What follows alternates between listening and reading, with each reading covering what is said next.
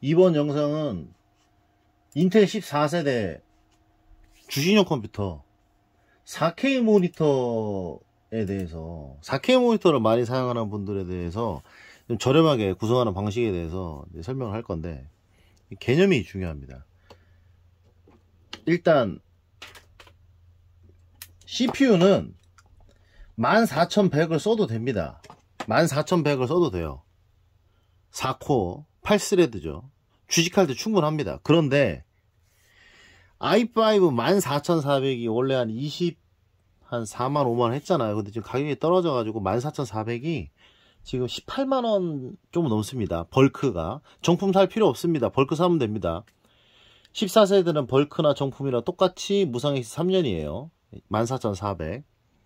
18만원 14400. 하지만 난 좀 더 저렴하고 싶다. 그럼 13만원 13만원대 14100을 삽니다. 원래 14100이 18만원이었고 14400이 20몇만원이었는데 이제 가격이 많이 다운된 거죠. 저도 얼마 전에 알았어요.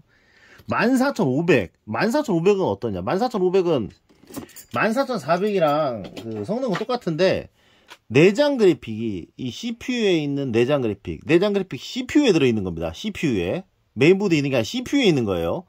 내장 그래픽이 HD 730이 아니라 770이에요. HD 730이랑 770은 성능 차이가 커요. 앞에 7은 세대를 말하는 거고 성능은 두 번째 짜리입니다. 그러니까 730, 770. 그렇다면 GTX 260이랑 GTX 720 어느 게 더 좋습니까? 260이 훨씬 좋습니다. 엄청 훨씬까지는 아닌데 GTX 570이랑 GT 1030 어느 게 더 좋습니까? GTX 560이 더 좋습니다. 1030보다는. 여튼 그래서 내장 그래픽도 730, 770이죠. 770이니까 내장 그래픽이 더 좋은데 14500은 금액이 비싸요. 20만원대 후반? 아니면 30만원대 초반 할 겁니다. 내장 그래픽이 더. 근데 주식은 단순히 그냥 모니터에 차트를 표시하기 때문에 그 내장 그래픽 성능이 HD 730을 쓰나 770을 쓰나 똑같습니다.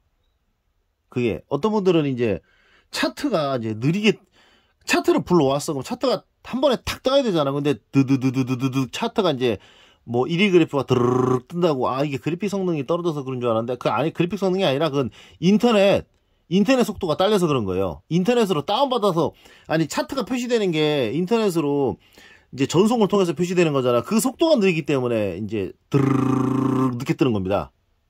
그게 그래픽과 성능이 아니에요. 그러니까 14500을 쓸 이유는 없죠. 근데 14500을 가끔 선택하는 분들이 있는데 그런 분들은 이제 영상 편집을 하거나 아니면은 뭐 유튜브 4K 영상을 혹은 뭐 영화를 갖다가 좀 더 원활하게 돌리고 싶은 분들이 이제 좀 비싸도 HD 770 내장 그래픽 장착된 14500을 삽니다. 근데 14400 쓰시면 돼요. 주식용으로는 14400. 12400을 예전에는 많이 썼는데 지금 12400 할 필요 없습니다. 14400이 가격이 18만원으로 떨어져서. CPU도 i3 12100이 i3 14100이 18만원 할 때는 i3 12100이 가성비였죠. 13만원 18만원인데 지금 14100이 13만원대이기 때문에 이제 12세대는 잊으면 됩니다. 보드는 그런데 변하지 않았어요. 메인보드는 B760 M-A를 쓰면 됩니다. 이거를 쓰시면 됩니다. 뭐 이것보다 더 이제 4만원 정도 저렴한 B760 M-HDV라는 모델이 있는데 물론 그걸 써도 돼요. 근데 지금 설명하는 건 난 이제 4K 모니터라잖아요. 4K 모니터는 이렇게 DP랑 HDMI가 다 있어요. 1920도 있고 2560도 있죠. 그러니까 4K 2560 포함하는 겁니다. 1920 모니터가 실제로는 주식할 때 제일 괜찮아요. 4K 모니터를 2대 보는 것보다 1920 모니터 6대를 보는 게 낫습니다. 4K 모니터가 1920 모니터 2개가 아니에요. HD가 1920이고 해상도가 4K가 3840이니까 2배라고 생각하시는 분들이 있는데 아닙니다. 4배입니다. 4배. 그러니까 컴퓨터에 4K 모니터 1대 연결하는 거랑 1920 모니터 4개 연결하는 거랑 부하가 똑같아요. 1920 모니터가 요만 하잖아요. 그럼 4K 모니터는 이만합니다. 그렇기 때문에 2560 4K 모니터를 사용하시는 분들은 이 내장 그래픽에 많이 연결을 하면 안 돼요. 재원상으로는 이 보드가 4K 모니터 1대, 2대, 3대, 4대 지원을 합니다. 재원상으로는. 그런데 이제 현실적으로는 제가 해보니까 4K 모니터 최대 2대, 2560은 3대, 1920은 아무 상관없어. 아까 말했습니다. 4K 모니터가 1920 모니터 4배라고요. 예. 그러니까 1920은 바꿔도 돼. 1920은 또 DP랑 HDMI 있죠. 요즘 나오는 거. 예. 4K는 2대. 자, 요렇게 세팅하면 일단 재원상으로는 모니터 4대가 돼요. 아, 그러면 야, 4대 연결하면 왜 안 돼? 이 4K 모니터를 4대 연결하면 일단 램 사용량이 엄청나게 증가를 하고, 지금 이거는 이제 32기가 세팅이에요. 엄청나게 증가를 하고 컴퓨터가 확 이 시스템이 부담을 확 느끼는 게 느껴져요. 이게 마우스 조작을 하고 이제 막 하면 아, 이게 컴퓨터가 힘들어 하는구나 느껴진다. 그거는 뭐 i7을 꼽도 i9을 꼽도 똑같습니다. 내장에 4K 모니터 4대를 연결하면. 그러니까 제가 보니까 2대 정도까지. 그리고 야, 그러면 추가되는 4K 모니터는 어떻게? 그래픽 카드를 장착하면 되는데, 물론 이제 그래픽 카드를 이 RTX 3050 기가바이트 걸 쓰시면 돼요. 이거 제가 기억이 정확하게 안 나는데, 이 기가바이트 모델이 아마 이 빈각인데, 이게 아마 포트가 4개일 거예요. 아마 RTX 3050이 원래 포트가 3개입니다. DVI, DP, HDMI 3개가 대부분인데, 이 RTX 3050이 이 기가바이트 모델이 포트가 4개예요. 그러니까 4K 모니터 4개 연결하셨죠. 포트가 중요해. 포트가. 원래 이제 GTX 1650에 이제 기가 막힌 가성비가 있었습니다. 이 아이노비아 모델이 요게 이제 단종이 됐습니다. 1650이 이게 4K 모니터 4대가 됩니다. 이게 포트가 4개예요. 1650이. 원래 1650도 포트가 이제 DVI, HDMI, DP 3개인데 이거 4개입니다. 그러면 1650이나 3050 중에 그 DVI 포트 있잖아요. 뒤에 DVI 포트가 4K가 나옵니다. 그러니까 안 나오는 줄 아는 사람들 많은데 나옵니다. 그거 해봤습니다. DVI to HDMI 젠더를 활용해가지고 꼽아도 되고, 물론 DVI 선이 그게 왜 안 나온다고 느끼냐면, 이 DVI 선 있잖아요. 요 DVI 선이 이제 1920까지밖에 지원 안 되는 게 많아요. 이게 2560 지원하는 것도 따로 있어요. 이게. 그러니까 이게 4K를 지원하는 선을 꼽잖아요. 그럼 나옵니다. 근데 그럴 필요 없이 그 DVI 4K 지원되는 선은 비싸요. 요즘 뭐 제 생각에 뭐 만 얼마일 것 같은데, 그거 말고 DVI to HDMI는 젠더가 있어요. 이렇게 한쪽은 HDMI고 한쪽은 DVI인데 요거 1000원밖에 안 합니다. 제가 여러 가지 이제 방식으로 연결을 해봤는데, 물론 그 선도 있죠. 한쪽은 DVI고, 선 중에 한쪽은 DVI고 한쪽은 HDMI 선이 있어요. 근데 그 선이 4K가 지원되는 그 좀 비싸게 생긴 선이 있어요.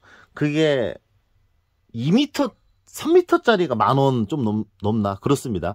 그거 하느니 그냥 HDMI 선 사셔가지고 그냥 여기다 이렇게 이 그래픽카드 쪽에 꽂고 여기다 HDMI 선 연결하시면 됩니다. 네, 그게 훨씬 나아요. HDMI 선은 2.0 선을 사셔야 돼요. 2.0 HDMI 선을 사셔야지만 요 HDMI에서 주사율이 100 나오는 걸로 알고 있습니다. 100. DP가 120, 4K. 예, 4K 말한 겁니다. 이게 이 메인보드 재원상에 정확하게 안 나와 있는데, 원래 이제 B760 HDV 모델 에즈락 거 있잖아요. 그거는 DP에서 120 나와요. 주사율. 그거 표시되어 있습니다. 그리고 HDMI 2.0 100 나오는 거 표시되어 있어요. 요거보다 한 단계 아래인 B760 에즈락 HDV M2 모델이 이렇게 표시되어 있어요. 근데 요거는 정확하게 표시가 안 되어 있는데, 요거보다 합급 모델이 그렇게 나오니까 이것도 아마 그렇게 나올 거라고 예상을 합니다. 예, DP 4K가 DP 120인가 나오고 HDMI가 100 나옵니다. 2.0 선을 사셔야 돼요. HDMI 2.0 선 안 비쌉니다. 그러면 이제 그래픽 카드를 해야 되는데, 그래픽 카드 이거는 지금 이 컴퓨터는 예, GT730 고작 5만 얼마입니다. 이거. 예, 요거를 장착할 예정입니다. 요게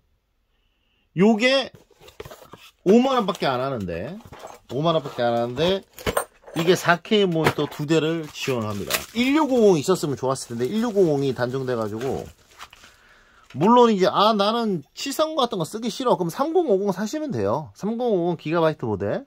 예, 근데 그게 좀 가격이 얼마인가요? 28만 원. 하여튼 요게 DVI에서 4K 나옵니다. 4K 이게 주사율이 30밖에 안 나와요. 4K 나오면 그 밑에는 다 나와요. 여기는 주사율 60으로 HDMI 나오고. 그럼 여기 4K 어떡하냐? 이렇게 DVI 젠더 꼽아가지고 이렇게 연결하시면 동시에 4K 나옵니다. 자, GT730이 그럼 GT730 다 나오냐? 아닙니다. GT730이 모델이 되게 많아요. GT730이 MSI GT730 검색해 보시면 아수스 것도 있고 에이폭스 것도 있고 갤럭시 것도 있고 되게 많거든요. 근데 GT730이 1기가 모델도 있고 4기가 모델도 있고 많은데 다른 그래픽 카드는 그냥 브랜드만 다르지 MSI나 기가바이트나 아수스나 성능 거의 동일하단 말이에요. 근데 GT730은 안 그래요. 성능이 완전 다릅니다.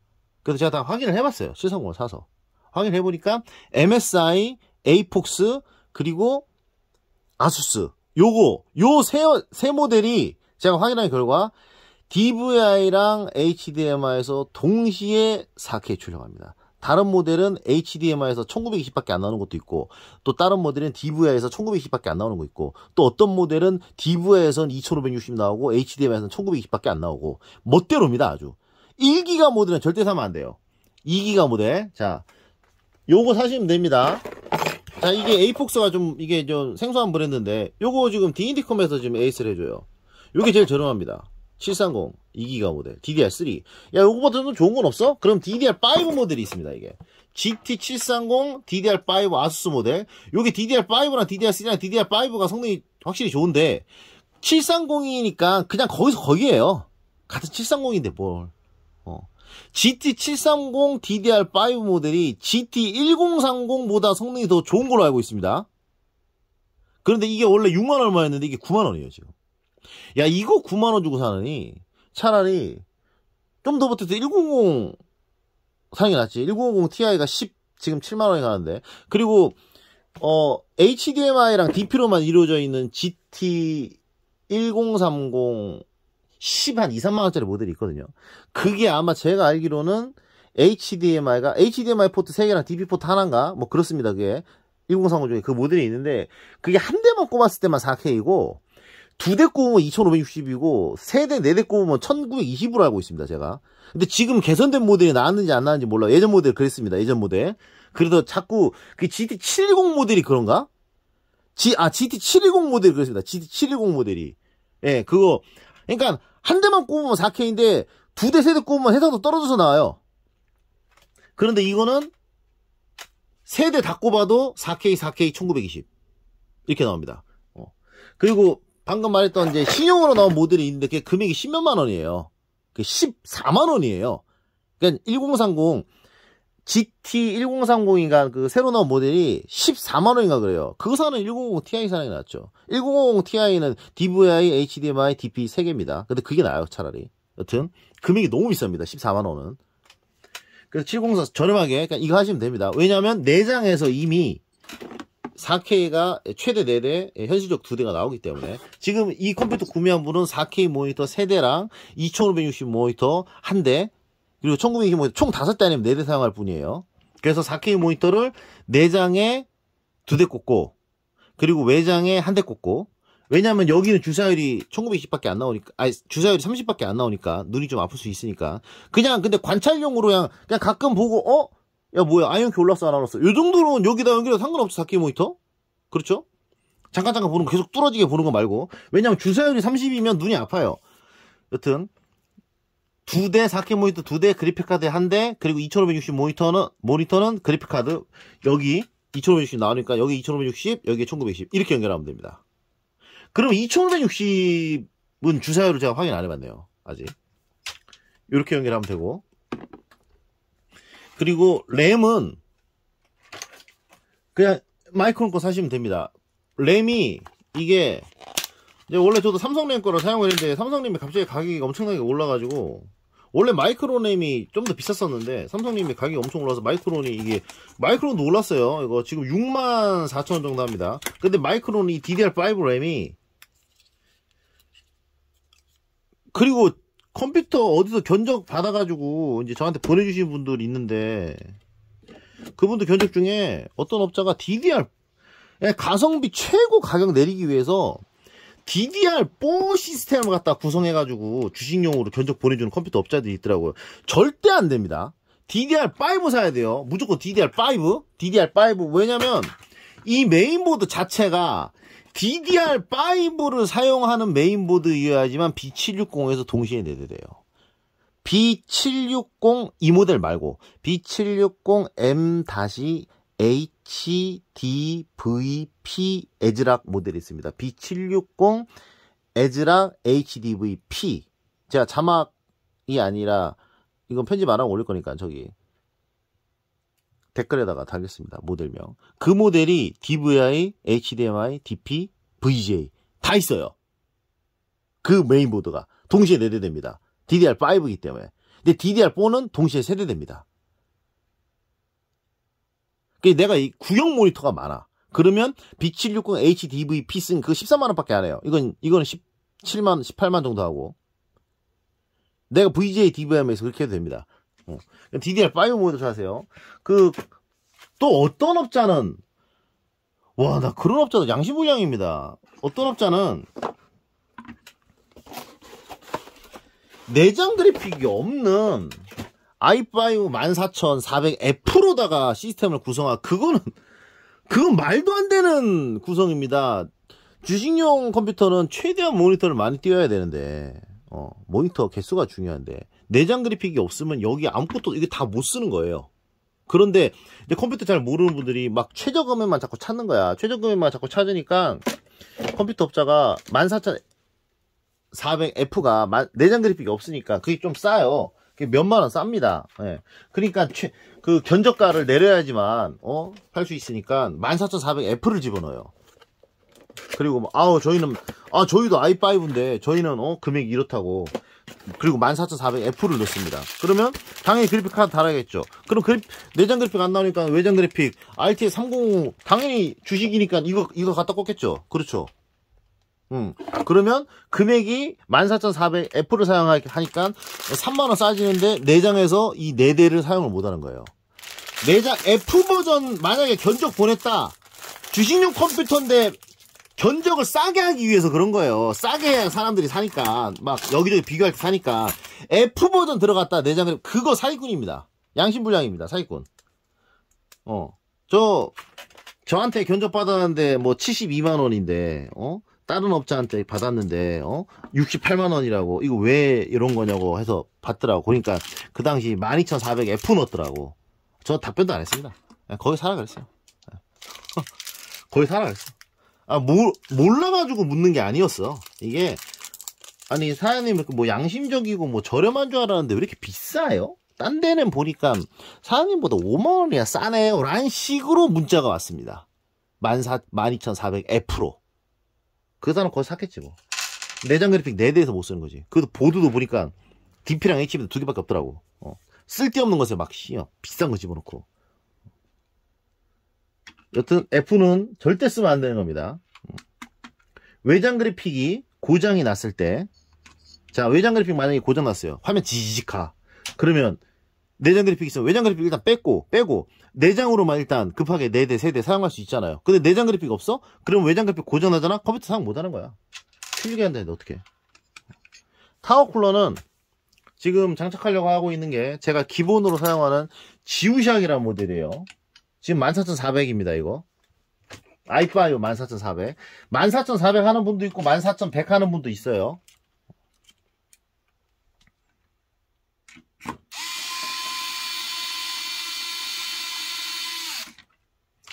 설명하면 진짜 너무 많이 설명해야 돼가지고, 와. 그냥 핵심만 얘기하겠습니다. 영상이 막 2시간, 막 4시간, 한 번에 찍지도 못해요. 너무 길어져서.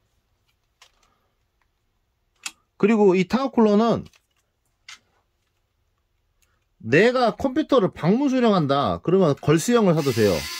걸리는 거 이렇게 눌러서 거는 거 있어요. 이렇게 동그란 브라켓에 눌러가지고 거는 거 해도 되는데, 내가 택배로 만약에 받는다 그럼 걸스형을 사면 안 되고 이렇게 나사 방식을 사용을 해야 됩니다. 나사 방식을. 왜냐하면 걸스형은 배송 중에 빠질 수가 있습니다. 걸스형은 여기에 이렇게 브라켓이 있고 그 위에 이제 요런 식으로 걸리는 방식이거든요. 이렇게 탁 이렇게 걸리는데 이렇게 딱 고정이 돼요. 근데 이게 컴퓨터를 쿵 떨어뜨리잖아요. 택배할 때. 그럼 이게 툭 빠집니다. 그래서 이렇게 돼서 와요. 그래서 나사 방식을, 예. 나중에 그 컴퓨터 구매할 때 컴퓨터 업자한테 그 나사 방식인가요? 라고 물어보면 됩니다. 타워쿨러는 왜 지금 장착을 하냐. i3 14100, 12100, 14400, 14500 모두 동일합니다. i7은 빼고 얘기할게요. i7까지 설명하면 너무 길어집니다, 영상. 예, i7은 제가 따로 영상 올리겠습니다. i7은 6파이프 써야 돼요. 근데 이제 i5, i3는 4파이프, 3파이프, 2파이프는 조금 그렇고 i5의 i3의 2파이프는 아무 문제 없어요. i3의 2파이프는 1도 문제가 없습니다. 예. 10,000원짜리 있어요. 2파이프짜리 불빛 안 나오는 거 있더라고. 그리고 서멀은 이렇게 이런 것까지 설명할 필요 없죠.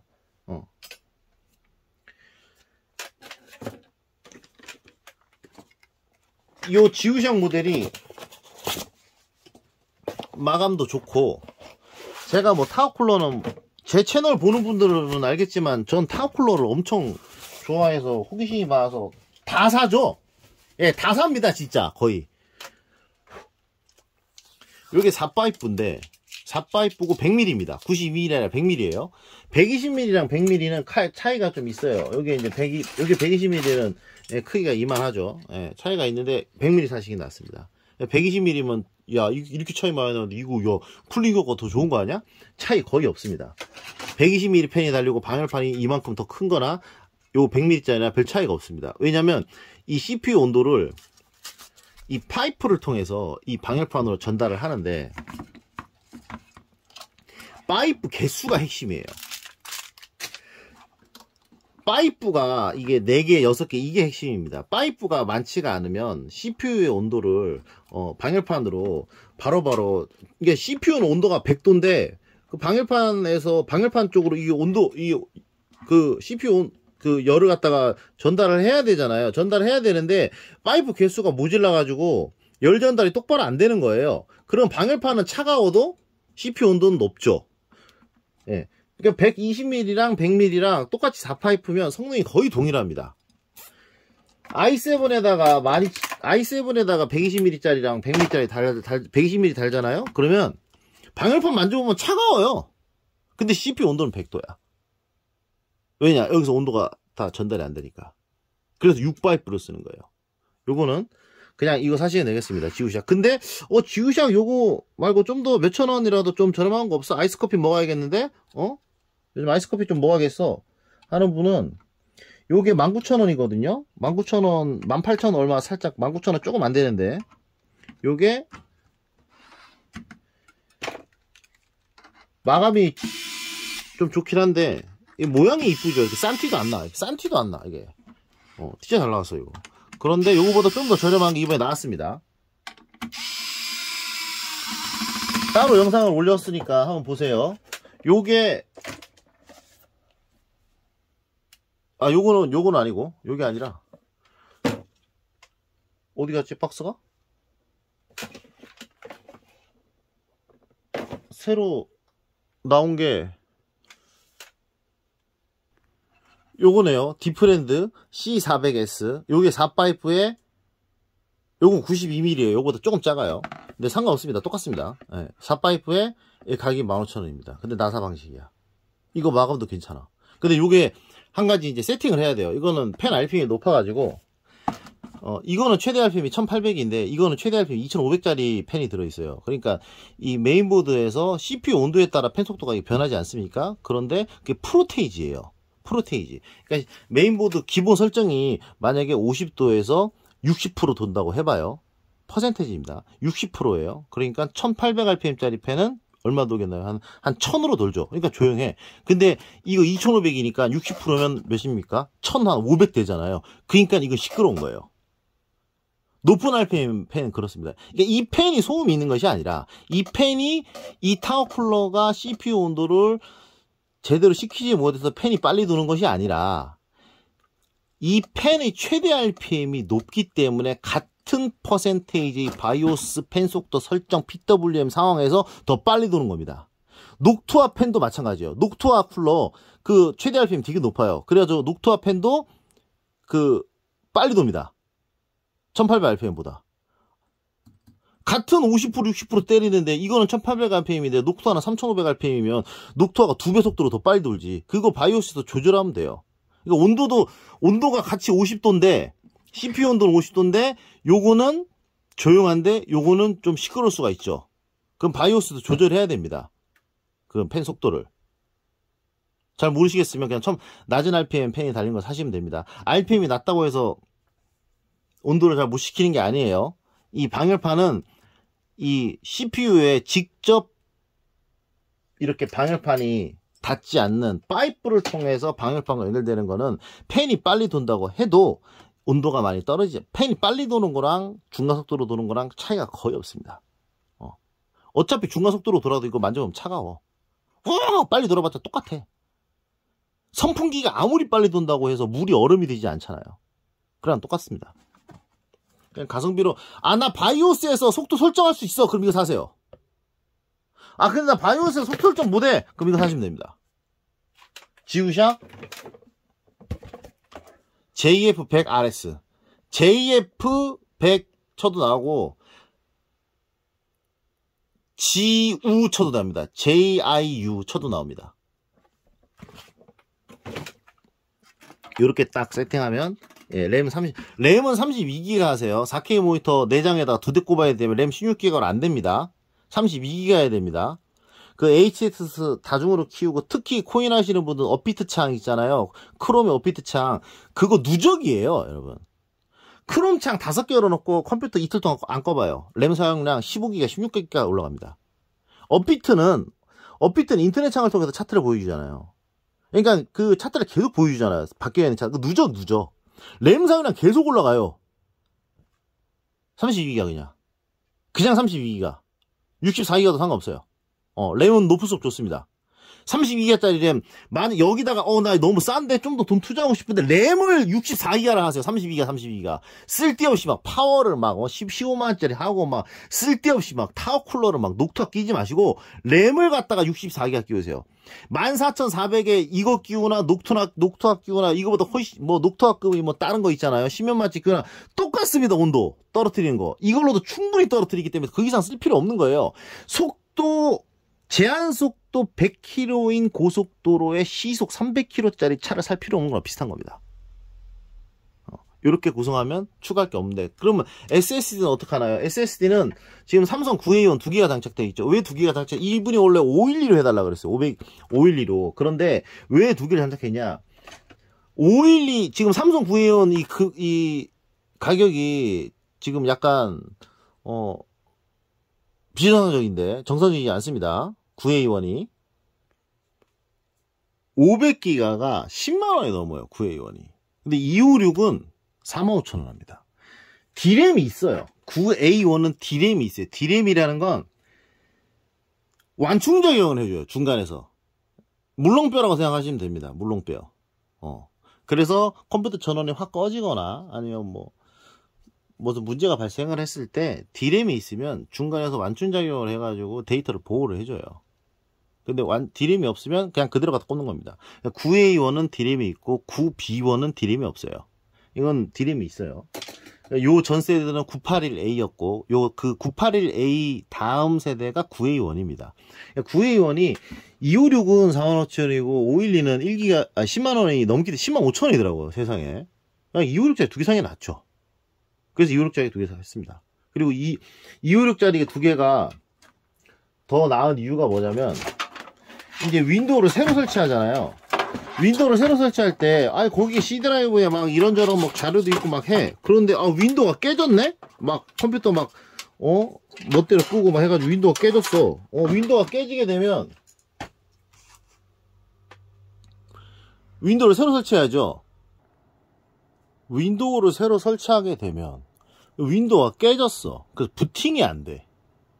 그러면 거기에 사진이랑 여러 가지가 있잖아요. 그러면 그거를 M2 SSD라고 한다면 이거를 M2가 장착되어 있는 M2가 이제 장착할 수 있는 보드에 꼽아가지고 백업해야 되잖아요. M2 컴퓨터 뭐 여분이 있는 것 있다고 해도 옛날에 구형 컴퓨터가 있지 M2 상태되는 보드가 뭐 흔합니까? 새 컴퓨터가 또 하나가 있어야죠. 그것도 M2 슬롯이 2개가 있어야지.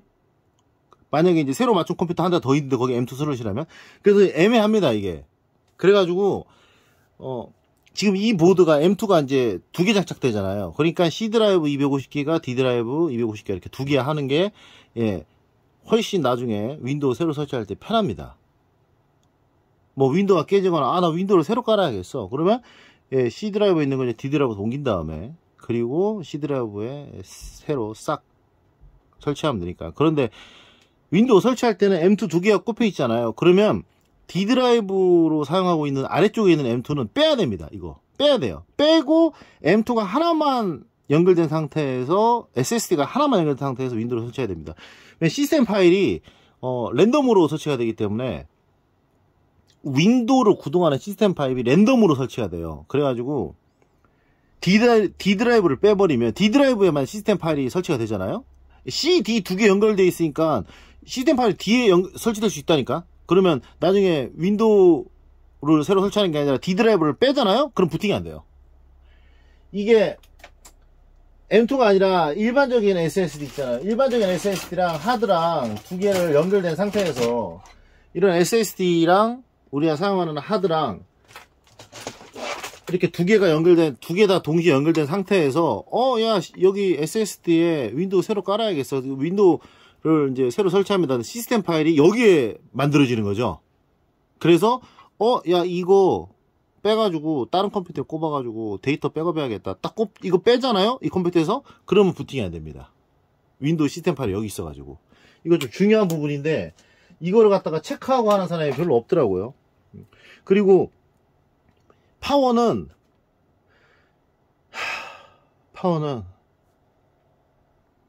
그래픽카드 3060, 4060까지 그냥 이거 써도 됩니다. 500W 몬스터 겠죠. 요거 35,000원 밖에 안 합니다. 이거 펜 RPM도 조절 잘 돼 있고 띠리릭 소리도 안 나고, 예, 전격이고. 근데 이게 500W가 35,000원인데 700W 이거 있잖아요. 이거 700W 이게 46,000원이에요. 만원밖에 차이 안 납니다. 나 700W 쓰고 싶어. 그럼 700W 쓰시면 됩니다. 나 나중에 그래픽카드, 나 게임도에 그래픽카드 엄청 센 거 꼽을 수도 있는데, 그러면 그 800W가 있습니다. 이거. 몬스터같이 800W 나왔거든요? 이 800W 이게 6만원 얼마밖에 안 합니다. 800W도. 이거 엄청 싸요. 이거 완전. 거의 가격 파괴왕 수준입니다. 이 파워가 500W 기준으로 500W는 35,000원, 600W는 45,000원, 700W는 55,000원 기준으로 전격인 모델이 이렇게 소음도 없고 펜에서 따르륵 소리도 안 나는 그런, 전격이고 펜에서 따르륵 소리도 안 나고, 그리고 이 펜 RPM 조절도 잘 돼 있는 모델이 거의 없습니다. 500W 35,000원짜리 전격 모델 많아요. 예, 많은데 이렇게 조용하게 돌게끔 세팅되어 있는 파워가 상당히 드물어요.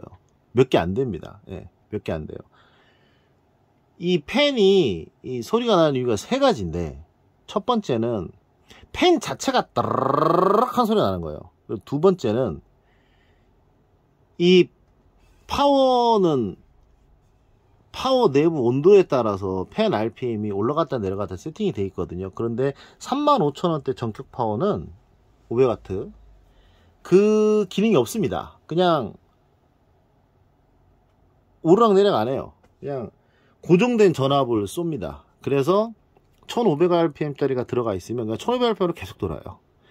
예, 내부 온도가 뜨겁든 말든 그냥 1500으로 계속 돌아요. 예, 그런 건데, 그 조절이 되는 이제 파워 모델이라고 하더라도 이 파워 내부, 파워펜은 2핀입니다. 파워 내부에서 너무 많은 전압을 주는 거예요. 전압이 너무 높습니다. 전압을 낮춰야죠. 12V 펜이니까 4V로 주면 천천히 돌다가 온도 올라가면 12V까지 올라가게끔 해야 되는데, 그냥 아무것도 안 하고 있는 기본 상황에서 막 7V, 8V 주는 거예요. 그래서 빨리 도는 겁니다. 두 번째 또 빨리 도는 이유는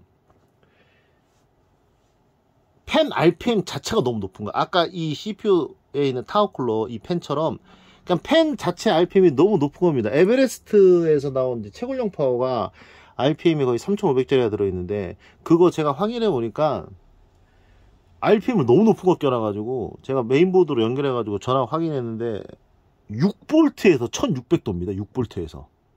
그러니까 파워는 전압이 낮춰져 있는데 팬이 RPM이 너무 높은 걸 껴놔가지고 그렇게 됩니다. 그게 이제 채굴용으로 나온 파워가 보통 그래요. 채굴용으로 나온 파워는 파워의 부하를 많이 주기 때문에 엄청 빨리 돕니다. 에베레스트에서 나온 1500rpm, 1500W짜리 파워, 그게 RPM 되게 높죠. 그리고 자꾸 이제 컴퓨터 카페에서 이제 파워는 오래 쓰기 위해서는 비싼 걸 써야 된다고 사용해야 된다고 생각하는 분들이 많은데 아닙니다. 그냥 자동차 배기량이라고 생각하면 돼요. 6000cc 엔진, 4000cc 엔진, 3000cc 엔진. 3000cc 엔진보다 더 부하가 걸리는 막 15톤짜리 트럭에다 3000cc 엔진 넣어봐요. 그럼 밟아봐. 그럼 엔진 바로 마탱이 가지. 파워도 마찬가지로 이 파워가 허용하는 최대의 어떤 그 전류량을 땡기지 않는 선에서 사용하잖아요. 안 터집니다. 이거 공사 현장에서 이제 컴퓨터 쓰는 분들이 이제 파워가 좀 터질 줄 알았는데, 컴퓨터 좀 아는 사람이 공사 현장을 왜 예를 들냐면 그 컨테이너 박스에 막 이제 공사할 때 컴퓨터 넣는 거 그거 최저가로 맞추거든요. 어떻게 해서든 그게. 그래서 막 굴러다니는 거 15,000원짜리 10,000원짜리 싼 파워 써도 고장이 안 나. 겨울에 그냥 막 밖에 두고 밖에도 방치하고 막 먼지도 안 뚫고 막 이리저리 막 굴러다니는 건데 고장이 안 나. 15,000원짜리 파워인데. 그 내장 그래픽으로 사용해서 그래요. 파워가 터지는 이유는 그래픽카드가 잡아 당겨서 그렇습니다. 그래서 12V를 싱글레이로 써야 돼요. 하여튼 그런 것까지는 뭐 지금 뭐 주식용 컴퓨터 구매하는 분이 알 필요는 없으니까.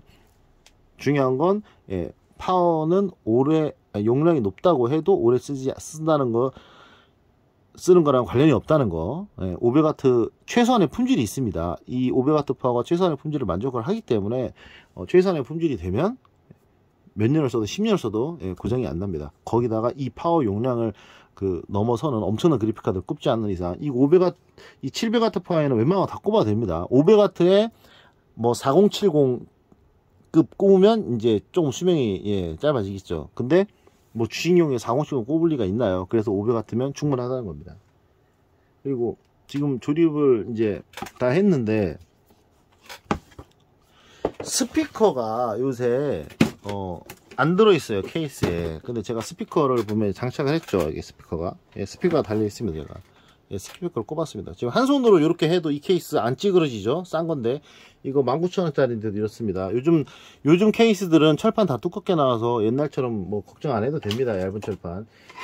진짜 옛날에는 케이스는 무조건 그냥 1T였어요. 1T 1mm. 그래서 예전에 막 삼성 컴퓨터들 보면 겁나 무거워요. 그게 철판이 두꺼워서 그렇습니다. 그러다가 이제 원가 아끼려고 엄청나 얇아졌는데 그게 너무 문제되다 보니까 무게도 줄이고 원가도 낮추고. 원래 케이스 철판이 엄청 두꺼웠어요. 근데 이제 너무 얇게 줄이다 보니까 이제 이 뭐 휘어짐 뭐 이런 뭐 심하다 보니까 좀 올라가서 지금은 이제 10,000원짜리가 아니라 20,000원짜리도 철판이 충분히 두껍습니다. 여기 보면 스피커 있잖아요. 이 스피커는 케이스에 들어있는 건데 이 스피커를 안 넣어주는 업자가 있어요. 그래서 컴퓨터 구매하실 때 그 컴퓨터 업자한테 말하기를 스피커 꼭 꼽아달라고 해야 됩니다. 스피커 안 꼽습니다. 왜냐면 케이스에 안 들어있거든. 저는 스피커를 따로 사놓습니다. 스피커를 요겁니다. 요거 조그만한 거. 요게 뭐 소리가 나오는 스피커가 아니라 이 비품을 이게 어떤 에러음을 이제 말해주는 삑삑하는 요 스피커라 말하는 거. 요거 300원 400원 밖에 안 하는데 케이스에 안 들어 있는 경우가 많아요. 왜냐면 케이스가 중국에서 지금 우리나라에서 케이스 안 만들어요. 우리나라에서 만드는 케이스는 딱 한 종류밖에 없습니다. 전부 다 중국에서 만드는데 이 중국에서 케이스를 주문을 할 때 이 케이스가 이 펜도 포함이 안 돼 있어요. 중국에서 케이스를 주문하면 이 펜도 포함이 안 돼 있어요. 펜도 따로 해야 되고 그리고 이 스피커도 따로입니다. 그러니까 스피커를 그 10원 뭐 몇십 원 그거 더 아끼려고 이 케이스 이 스피커를 안 추가한 거예요. 발주를 할 때. 요 스피커가 왜 있어야 되냐면 아직까지 이 메인보드가 비품 있잖아요. 뭐 램이 에러 나서 그럼 삐삐삐삐 소리 나지 않습니까? 그거를 지금 나오는 메인보드도 비품을 통해서 이 부품의 에러를 표현하고 있어요. 그렇죠. 지금 나오는 케이스가 지금 나오는 메인보드가 비품이 안 나고 다른 방식으로 에러를 표시를 하면 스피커가 필요 없지. 근데 지금 나오는 메인보드도 비품을 통해서 램 에러, 그래픽카드 에러 이런 것들을 다 말해주고 있는데 스피커가 안 꼽혀 있으면 소리가 안 들립니다. 그래서 컴퓨터 켰는데 모니터가 안 나와. 그런데 뭐지? 아무 소리도 안 나? 그럼 모르는 겁니다. 근데 비품이 나잖아요. 그럼 진단을 할 수가 있는 거예요. 그래픽카드가 에러 나거나 그래픽카드에 모니터 선이 안 꼽히잖아요. 그럼 비품이 5번 납니다. 이거는 예외가 없어요. 램이 에러가 나면 비품이 3번 날 때도 있고 7번 날 때도 있고 지 멋대로입니다. 그런데 그래픽카드, 그러니까 그래픽카드를 포함하여 그래픽카드가 PCI 슬롯 메인보드에 제대로 안 꼽혔거나 아니면 뭐 인식 에러가 났거나 아니면 특히 모니터가 안 꼽혔을 때, 그러니까 모니터 선 있죠. 이거 모니터 선. 이 모니터 선이 안 꼽히면 비품이 5번 납니다. 컴퓨터 지금 나오는 컴퓨터는 그래요. 모니터 선 안 꼽히면 출력을 안 합니다. 이건 좀 이따 설명을 하려고 했는데 그냥 설명하겠습니다. 옛날에는 우리가 컴퓨터 전원 켜고 컴퓨터 전원 켰어. 근데 야 뭐야? 야 모니터 선을 모니터 선 안 꼽았네 하고 꼽으면 나왔어요. 그렇죠?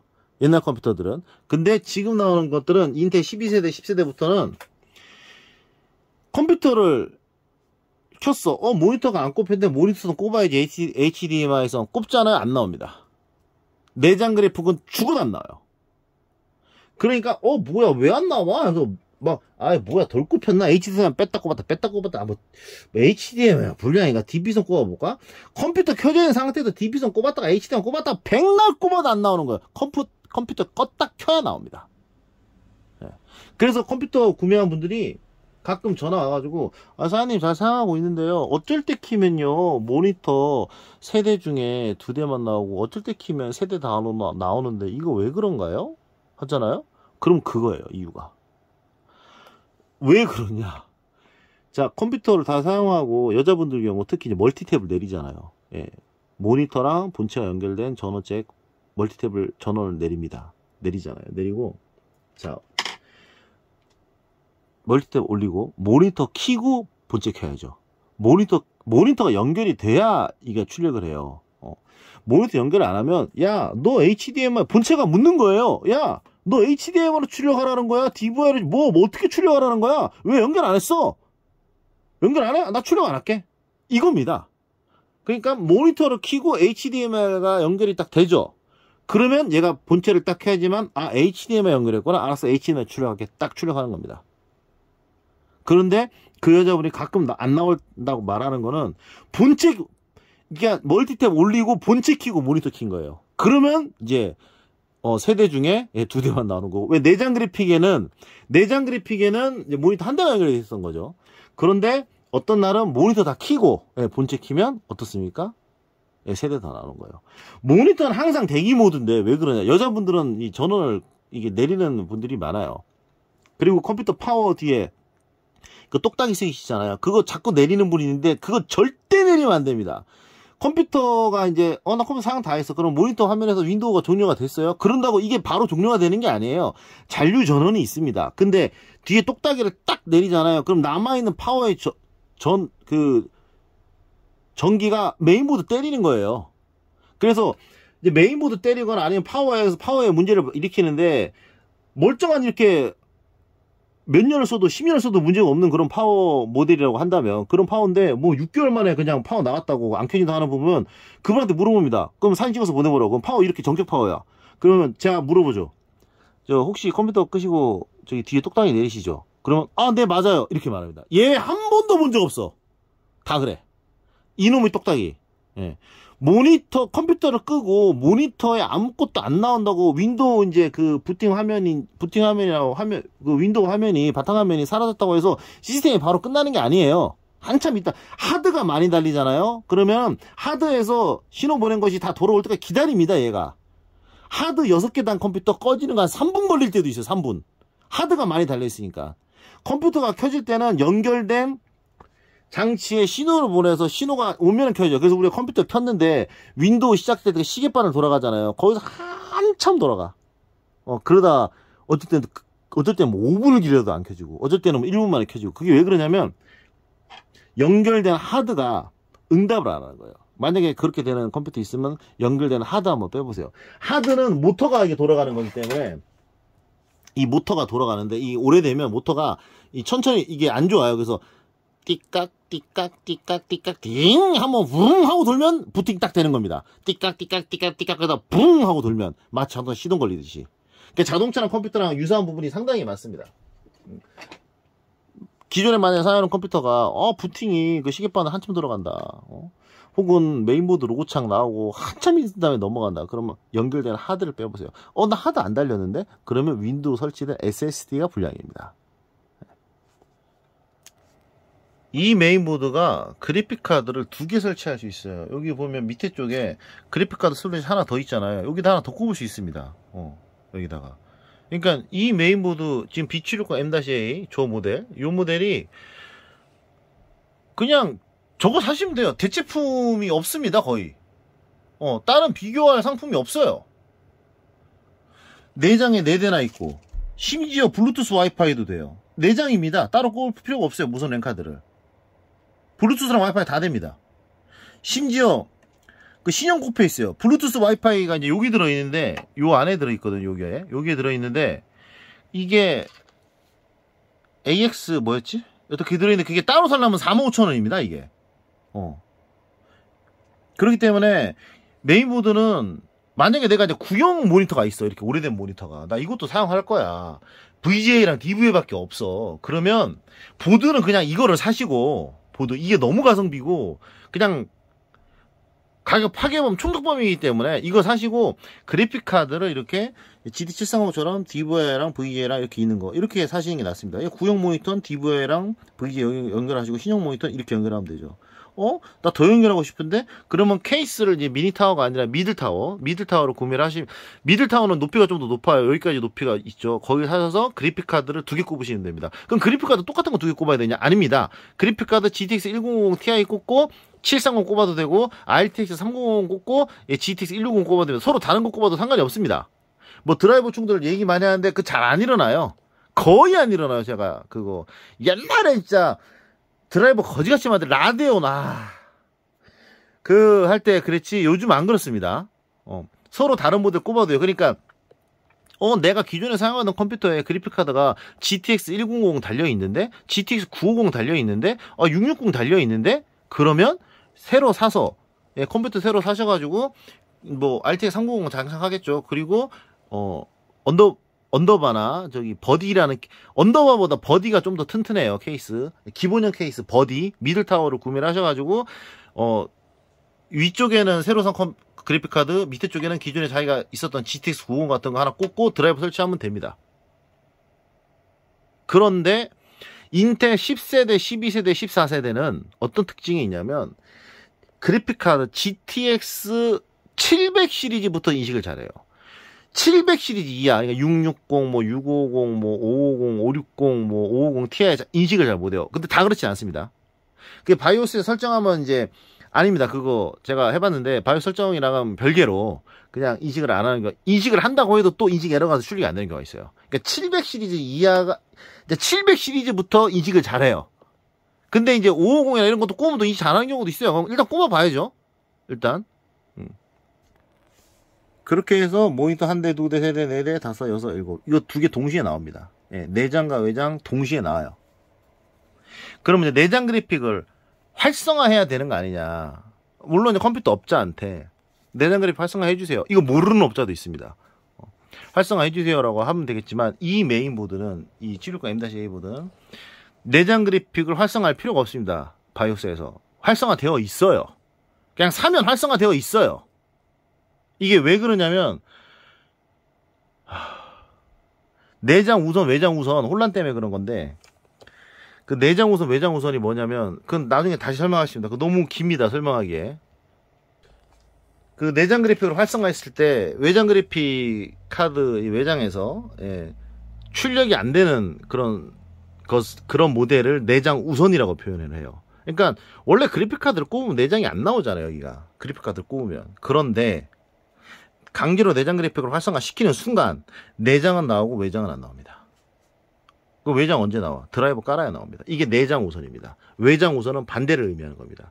이것 때문에 그래픽카드가 실제 고장도 아니고 메인보드 고장도 아닌데 저한테 컴퓨터 사가지고 외장에서 안 나온다고 동네 수리점 갔더니 동네 수리점에서 그래픽카드 불량! 메인보드 불량! 일어나더라고.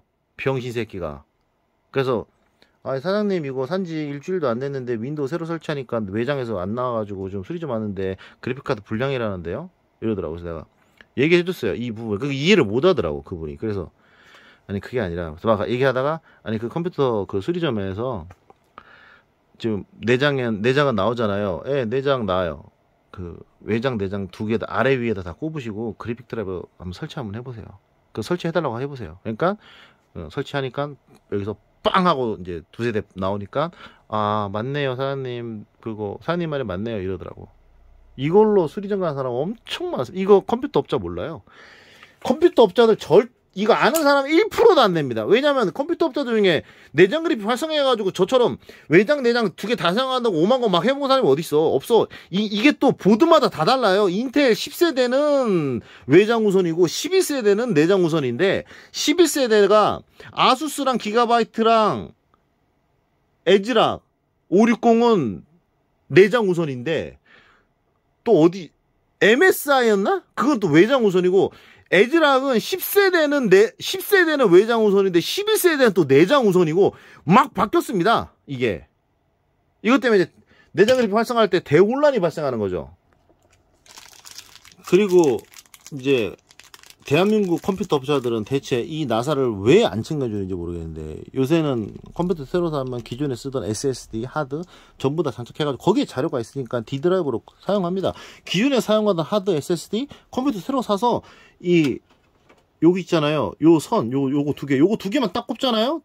아 꼽기 너무 쉬워. 이거는 밥상에 고사리랑 도라지만 분간할 수 있어도 누구나 다 할 수 있는 겁니다. 이거는 여기에 이게 고사리고 이게 도라지라고 하면 똑같은 모양이잖아요. 똑같은 모양 기역자로 꼽으면 끝이에요. 두 개.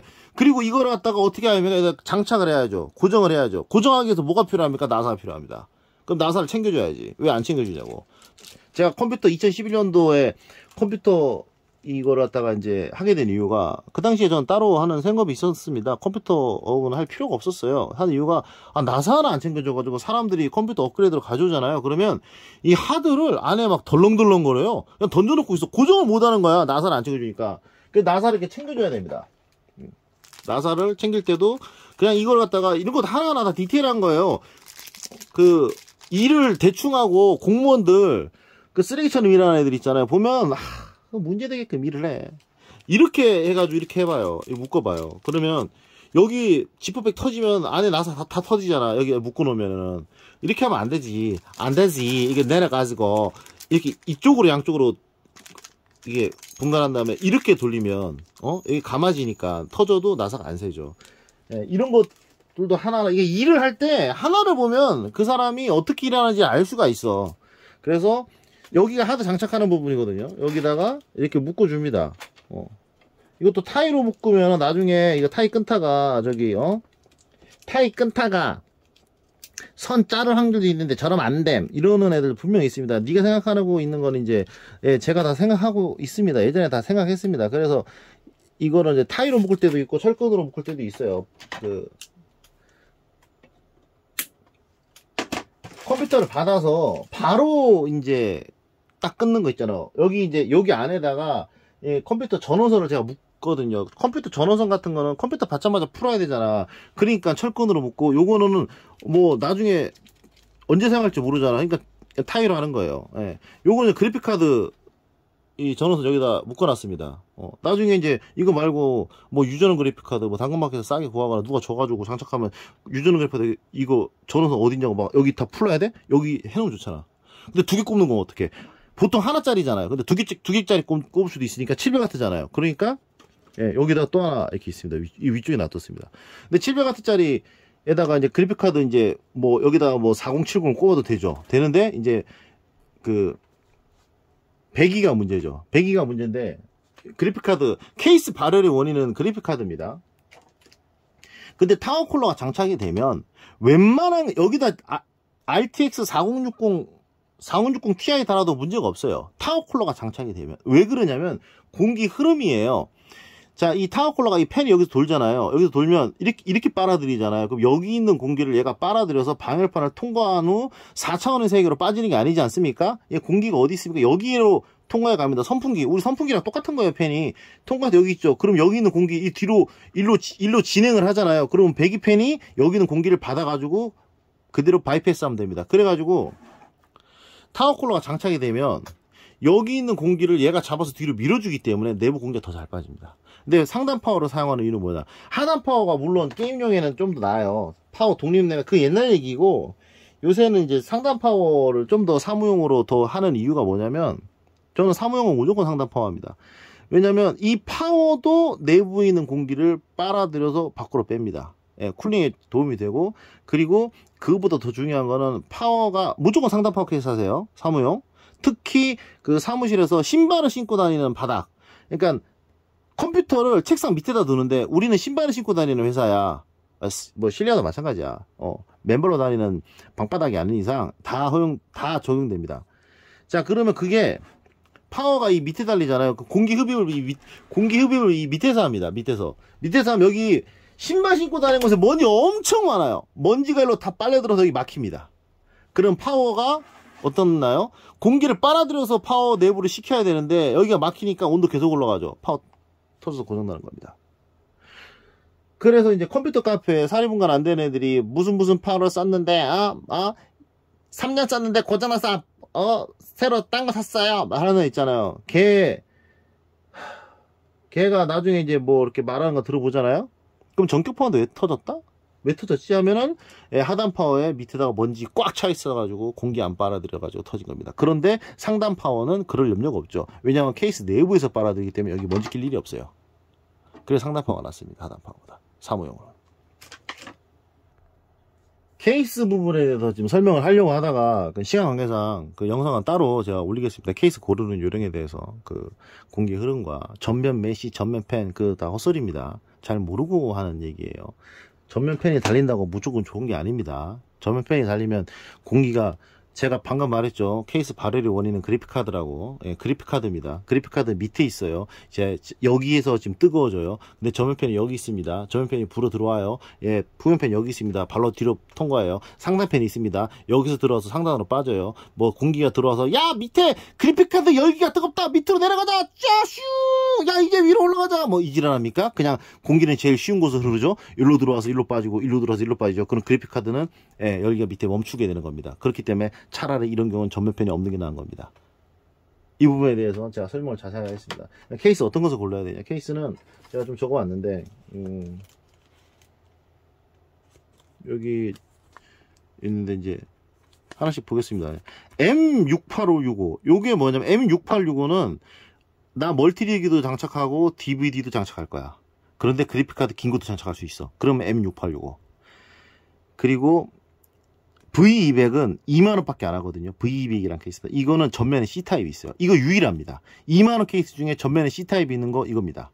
근데 전면에 C타입이 이 전면 이 3.1 헤더가 원래 3.1 여기 보이는 요게 지금 뭐 요게 3.1 헤더거든요. 요게 여기다 꼽히는 게 아니라 3.0인데 3. 여기다 꼽혀 오리지널인데 속도 차이가 뭐 체감이 그렇게 많이 나지 않아요. 3.0이 C타입으로 바뀌는 건데 그렇게 해도 됩니다. 그렇게 되어 있습니다. 전면에 C타입만 있으면 되죠. 3.6도 충분히 빠릅니다. 그리고 원래 X220M이라는 케이스가 되게 괜찮아요. 아래쪽에서 공기가 빨려들어서 위쪽으로 빠지는 방식이거든. 진짜 괜찮은 거거든. 그게 하단 파워인데 밑에도 싹 빨아들여서 위로 올라가. 그게 좋은 건데 단종됐어요. 그러니까 좋은 케이스가 나와봐야 의미가 없어요. 소비자가 사리분간을 못 해가지고 어디 파란색 불빛이나 있는 거 쳐사대고 덜 떨어져가지고 간계로 간사하게 그냥 싹 좋은 것처럼 실제로 좋지도 않은데 그거 말 잘하는 그 설명 잘하는 거 사고 있으니까 괜찮은 케이스에 단종이 되는 거죠. X220M이라는 케이스가 있었는데 완전 괜찮은 거 단종됐습니다 지금. 그래서 X200이라는 케이스 여기 괜찮고 여기 뽑은 겁니다. 제가 저 케이스에 관심이 제일 많아요. 그리고 이제 U20M 케이스라고 있는데 U20 옙코 건데 요것도 아래쪽에서 공기가 빨려 들어가요. 이거 어항 케이스입니다. U20M 케이스가 왜 지금 적어놔도 상단이라고. 이 요즘 나오는 케이스 미니 타워들이 대부분 USB가 이 측면 하단에 있어요.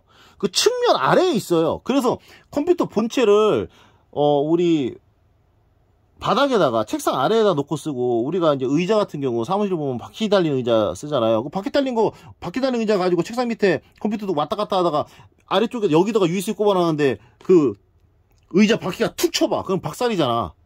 난리 나는 거잖아. 그리고 USB 꼽을 때도 허리 숙여가지고 끼 끼워야 되고 거지 같죠. 책상 위에다가 컴퓨터를 올려두게 되면 USB가 여기 있든 상관이 없는데, 책상 아래에 있으면 엄청 짜증나죠. 바닥에 있는데. 요즘 여기 있는 게 많아요. 아래쪽에.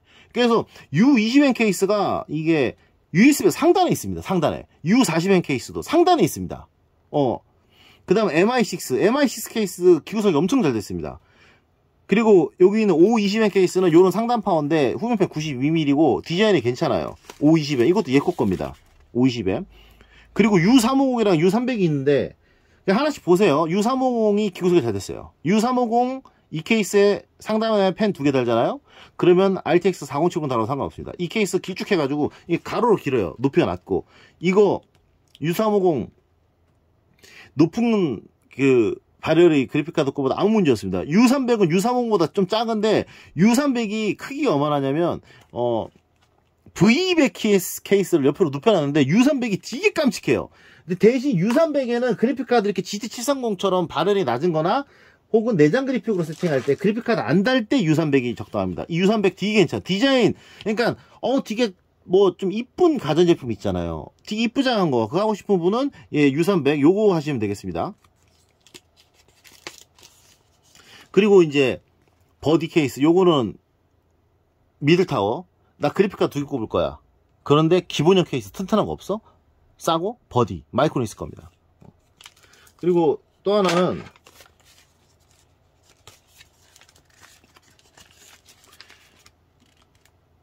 주식용 하다가 이제 끊기는 이유에 대해서 이제 설명을 하면, 그 주식이 끊기는 이유를 제가 이제 분석을 했는데, 그동안 6년 동안 많은 사람들이 이렇게 사장님 이렇게 끊겨요, 이렇게 하면 문제야, 이게 왜요, 뭐 다중 모니터 왜요, 막 이런 것들에 대해서 6년 동안 주식용 컴퓨터만 팔았으니까 얼마나 많은, 거의 다 그냥 모든 상황에 대해서 거의 다 이제 경험을 했죠. 그 중에 이제 기억나는 것만 적었습니다. 빨리. 지금 시간이 1시간이 넘었기 때문에. 첫 번째는 무선 마우스인데, 자, 무선 마우스를 쓰잖아요? 그러면 끊깁니다. 이 무선 마우스는 이유 모릅니다, 저도. 무선 마우스, 무선 키보드는 CPU 사용량이 급격하게 올라가거나 네트워크 사용량이 급격하게 올리면 신호가 끊깁니다. 처음엔 저도 CPU 사용량만 해당되는 줄 알았는데 아니요. 네트워크 사용량이 만땅 올라가도 끊겨요. 근데 네트워크 사용량이 만땅 올라가잖아요. 그럼 대부분 CPU 사용량이 80%, 90%, 70% 막 엄청 올라갑니다. 그럼 무선 끊겨요. 이유 모릅니다. 유선으로 바꾸세요. 그래서 사장님 컴퓨터로 사용하는데 이제 마우스가 뚝뚝뚝 끊겨가지고요. 그냥 사라졌다 나타나고 하는 거 있잖아요. 아시죠? 그럼 제가 바로 물어봐요. 무슨 마우스 쓰시나요? 네네네. 그래요. 무슨 마우스 쓰시죠? 그럼 다 무슨 마우스 쓰고 있어. 그런 사람들. 예외 없어. 그래서 PC방에서 유선 마우스를 쓰는 겁니다. 무선 마우스가 안 끊기면 누가 PC방에서 골치 아프게 선 있는 거 쓰겠나요? 그렇죠. 그 PC방에서 무선 마우스 안 쓰는 이유가 그것 때문입니다. 그리고 DVI to HDMI, 이거는, 내장 우선 이거는 설명했습니다. 다행이다. 그 DVI to HDMI 이게 뭐냐면, 한쪽은 DVI고, 한쪽은 HDMI 선이 있잖아요. 그게, 이거 좀 중요합니다, 이거. 이것 때문에 전화하는 분들 의외로 많아. 뭐냐면, 이게 뒤쪽에 이렇게 있잖아, 이렇게 있으면. 자, 본체 쪽, 한쪽이 HDMI고 한쪽이 DVI인 선이 있잖아요. 그게, 본체 쪽이 HDMI고 모니터 쪽이 DVI일 때 생기는 문제입니다. 본체 쪽이 DVI고 모니터 쪽이 HDMI잖아요. 그런 문제 발생 안 해요. 네. 그러니까 어느 쪽으로 이게 방향이 바뀌어도 요즘은 다 양방향이기 때문에 단방향이 있고 양방향이 있어요. 선은. 한쪽으로만 신호가 가는 게 있고 양쪽으로 가는 게 있습니다. 근데 DVI to HDMI에서는 대부분 양방향입니다. DP to HDMI도 대부분 양방향입니다. 그런데 이 본체 쪽이 HDMI고 모니터 쪽이 DVI면 어떤 문제가 발생하냐면 컴퓨터 처음 딱 키면 잘 나와요. 근데 이것도 컴퓨터 업체 중에 아는 사람 별로 없어요. 아니 그거를 뭐 나처럼 다중 모니터로 뭐 컴퓨터 많이 팔아봤어야지. 이거 거의 모릅니다. 옆 동네 컴퓨터 그 사장도 제가 말하니까 아유 말도 안 돼 잘 나오기만 하는데 내가 확인했는데 근데 아니라고 하니까 자기가 못 봤다고 안 믿더라고. 나 미치겠네 아주 그냥. 어떤 문제가 발생하냐면 자 본체 쪽이 HDMI고 모니터 쪽이 DVI면 모든 모니터가 그렇진 않아요. 근데 그렇게 되는 모니터가 의외로 되게 많습니다. 어떤 문제가 발생하냐면 컴퓨터 절전 모드 지금 절전 모드 들어가잖아요. 절전 모드 대기 모드로 들어가잖아요. 절전 모드에서 대기 모드로 빠져나올 때 안 나옵니다. 이게 출력이 안 돼요. 본체 쪽이 HDMI 모니터 쪽이 DVI 출력이 안 돼요. 왜 안 나오지? 컴퓨터 껐다 키면 나와요. 이거 말도 안 되는 소리 같죠. 저도 처음에는 그런 게 있어 했거든요. 그렇더라고. 이것 때문에 전화가 많이 와요. 그래서 어떤 사람이 그래. 사장님 전화 와서 본체 잘 쓰고 있는데요. 근데 이 컴퓨터가 이제 이게 잠자잖아요. 냅두면 절전 모드 얘기하는 겁니다. 예. 절전 모드. 예.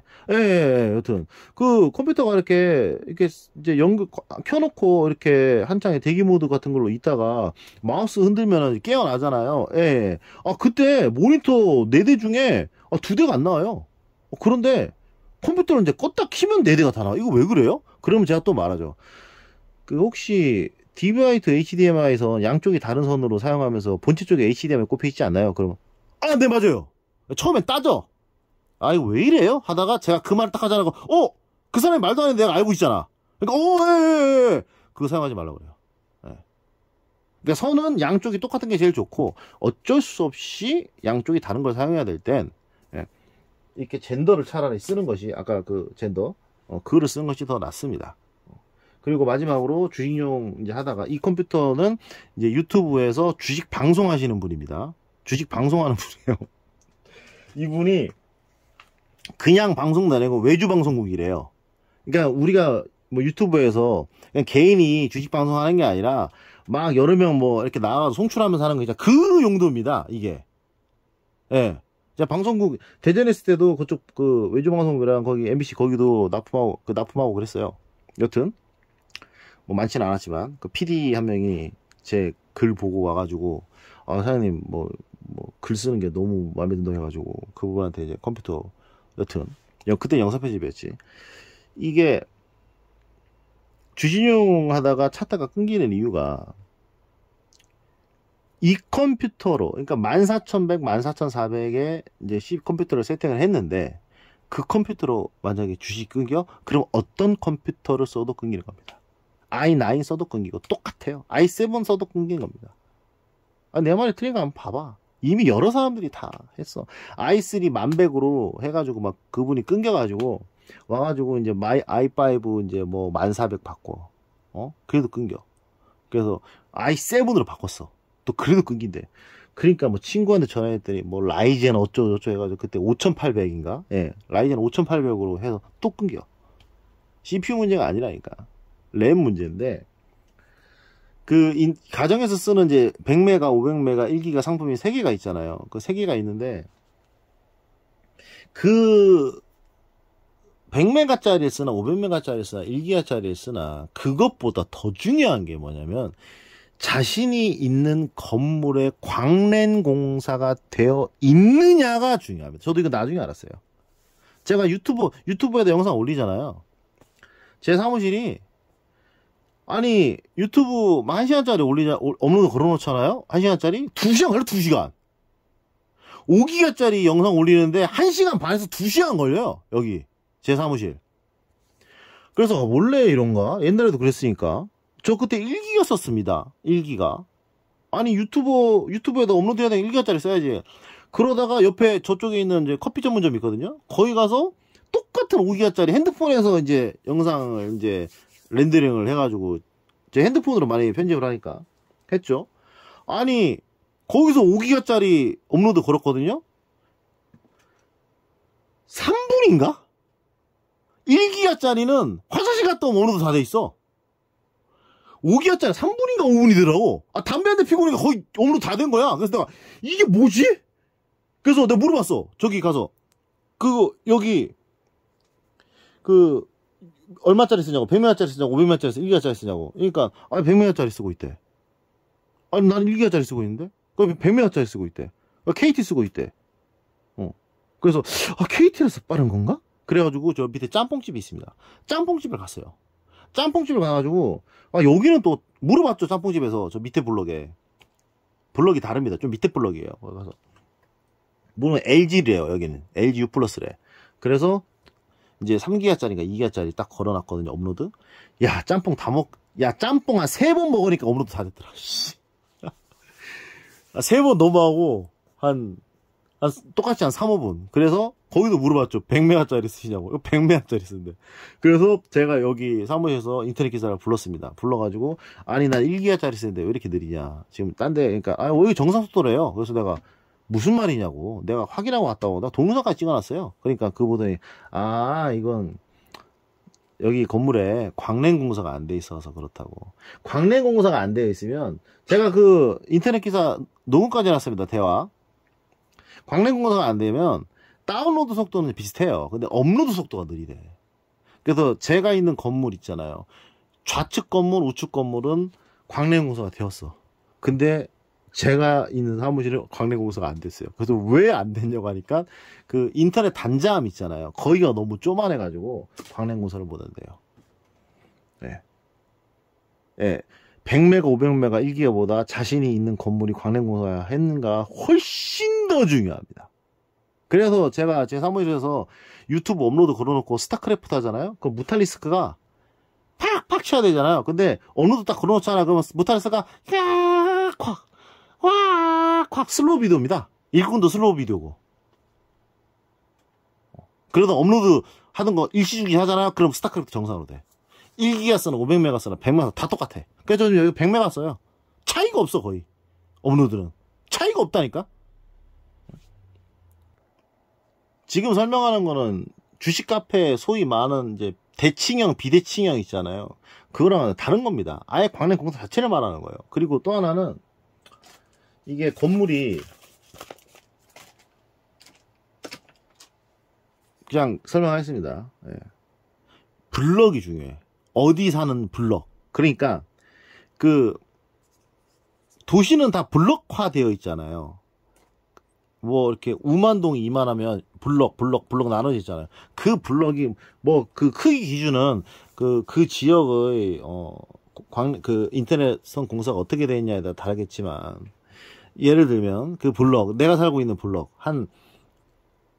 그러니까 우리가 이제 골목도로 딱 미음자로 이렇게 한 바퀴 돌 수 있는 그 블럭 정도 됩니다. 그 블럭에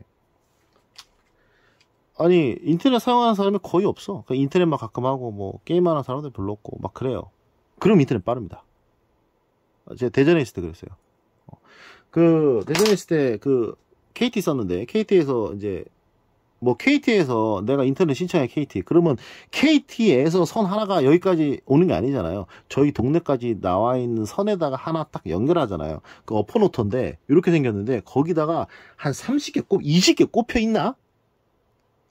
그 20개, 하나에 20개가 꼽혀 있더라고. 그 20개가 이제 막 여기 빌라, 뭐 옆에 202호, 옆에 뭐 302호 다 나눠지더라고. 그래서 제가 신청하니까 바로 거기에 톡 꼽더라고. 그런데 이 블럭에 인터넷을 막 과도하게 쓰는 사람 있잖아요. 그 인터넷 겁나 느립니다. 그러니까 내가 사는 건물에 2층에도 주식 단타에 3층에도 주식 그냥 1, 2, 3, 4, 5층이 전부 다 스키핑하는 사람 다 있어. 심지어 뭐 사설 프로그램이 있어가지고 저번 주에 있는 데이터를 불러가지고 오늘장에 대입하고 막 인터넷 사용량 막 겁나 땡기는 사람들이 다 있어. 이 건물에. 한 20명 있어. 그런 인터넷 겁나 느려져요. 겁나 느려져요. 특히 몰릴 때 더 느려져요. 그런데, 내가 이사한 블럭에, 이쪽 블럭에 아직 뭐 할아버지 할머니들 사시고, 뭐 인터넷 사는 사람 거의 없어? 그럼 똑같은 회선이라 그래도 속도가 빠릅니다. 이것도 쉽게 경험을 우리는 많이 했어요. 언제냐면 우리가 이제 다운로드는 업로드 할 때, 영화 다운받거나 할 때, 새벽 2시 되면 겁나 빨라지잖아요. 사람들이 인터넷 사용 안 하니까. 예, 그거랑 똑같습니다. 그러니까 제가 개인적으로 생각하기에 100메가, 500메가 1기가 중요한 게 아니라 광래공사가 되어 있느냐가 첫 번째고, 두 번째는 내가 사는 블럭에 얼마나 많은 사람들이 인터넷을 과도하게 쓰고 있느냐, 이게 더 중요하다고 봅니다. 그래야지만 오전장이 안 끊겨요. CPU 때문이 아닙니다. 지금 시간 관계상 제가 이거 좀 퀵으로 좀 보내줘야 되기 때문에 오늘 여기까지 설명하겠습니다. 주식용 컴퓨터, 주식을 할 때 끊기는 이유에 대해서 설명한 게 엄청 많아요. 그게 항목이 한 100가지 되더라고, 진짜. 그거는 제가 나중에 한번 정리해서 한번 영상을 다시 올리겠습니다.